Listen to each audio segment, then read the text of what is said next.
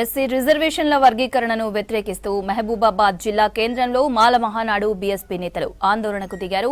మహబూబాబాద్ టౌన్లో వ్యాపార వాణిజ్య సముదాయాలను బంద్ చేయించిన నేతలు వీధుల్లో బైక్ ర్యాలీ నిర్వహించారు. రిజర్వేషన్ల వర్గీకరణతో ఎస్సీ ఉపకులాలకు తీవ్ర అన్యాయం జరుగుతుందన్నారు బీఎస్పీ నేతలు. అటు ఎలాంటి అవాంఛనీయ ఘటనలు జరగకుండా పోలీసులు బందోబస్తు ఏర్పాటు చేశారు.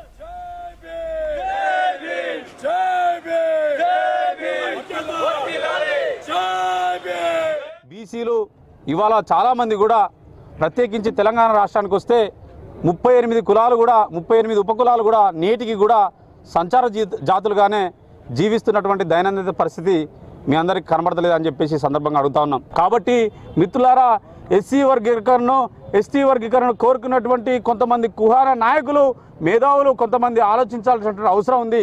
ఇవాళ ఎస్సీ ఎస్టీ వర్గీకరణ చేస్తే మరి ఇవాళ ఉపకులాలకు చెందినటువంటి రిజర్వేషన్ల ప్రాతిపదికన ఉద్యోగ నియామకాలు చేయాల్సినటువంటి పరిస్థితి ఉంటే ఆ ఉద్యోగాలకు సంబంధించి మరి వాళ్ళు అంత శాతం ఎగ్జామ్స్ రాయకుండా క్వాలిఫై కాకపోతే ఆ యొక్క నియామకాలకు సంబంధించిన ఖాళీలను అట్లే ఉంచితే మరి ఇతర కులాలు వచ్చేటువంటి అంటే ఓసీలు వచ్చి అందులో చేరేటువంటి ప్రమాదం ఉంది. కాబట్టి ఎస్సీ ఎస్టీ రిజర్వేషన్లు వర్గీకరణ అనేటువంటిది చాలా